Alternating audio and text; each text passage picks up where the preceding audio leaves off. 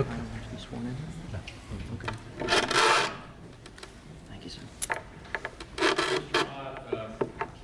Before we get started, let me just remind you that when you're going to read something, sometimes human nature is to get nervous and start reading very fast, but we have a court reporter who's over here is trying to type everything down that we say, and I need to follow along as well with what you're saying, so just read it nice, even pace.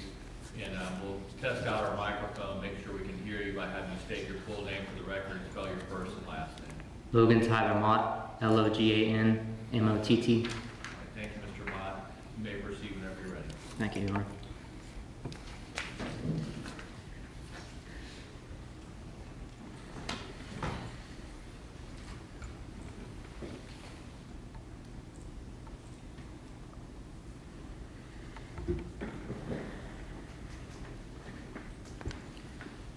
My grandma was an incredibly inspiring and unique individual.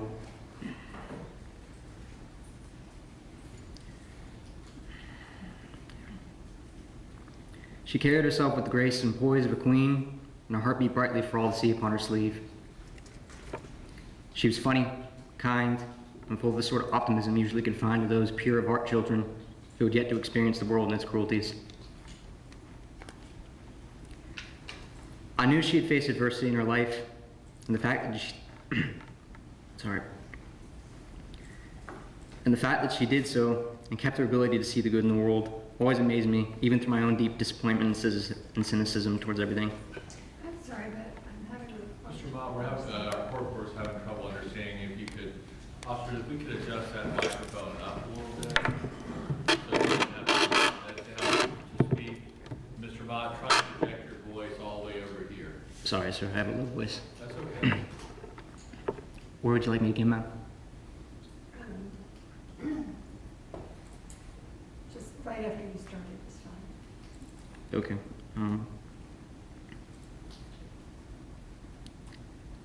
I knew she had faced adversity in her life, and the fact that she did so and kept her ability to see the good in the world always amazed me, even through my own deep disappointment and cynicism towards everything.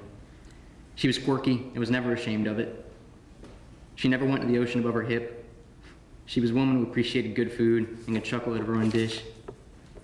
Her fear of snakes was always a thing of amusement in our family, and she was never afraid to recount the story of my saving her from one the size of my forearm.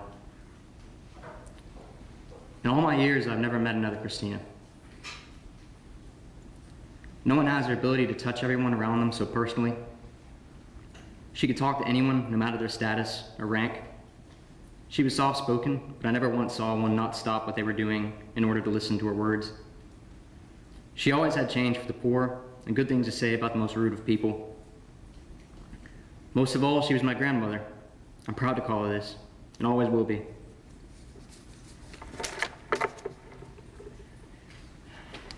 She was my friend, my mentor, my refuge. She taught me to enjoy writing my best. I was never pushy about my interests. On the contrary, she motivated me to explore them, wonder, and was always happy to listen to my babbling about whatever was on my mind. She had this ability to give you her full attention, to make it seem as if the world has only two people in it, you and her. The fact that she is gone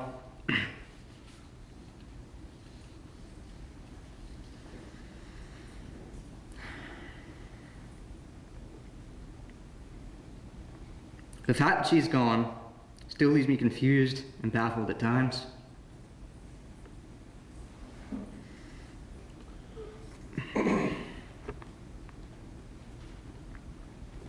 Pardon. Take whatever time you need. We have some Kleenex over there, officer, if you could give it. I don't need one, sir.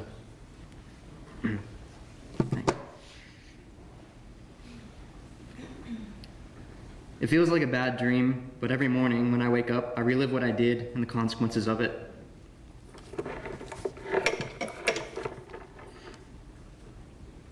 I look back on that younger me in that moment and don't understand why I did what I did. It angers me, and that no matter how much logic I use to try to explain what I did, I'm always stumped. I don't know why I did this, I don't have an explanation or an excuse. I don't blame my father or my mother or anyone else for that matter. This is entirely my fault. And even though I don't understand why I did this, I will never be more ashamed and sorry for what I've done.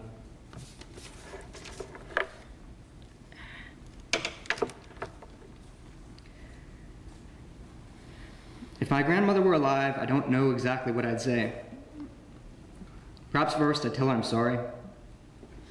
I am sorry. The world is a darker place without her presence, her tenacity, and her kindness. I once heard my grandmother described as being a guardian angel. I don't believe in angels, but if they do exist, no doubt my grandmother is one of them.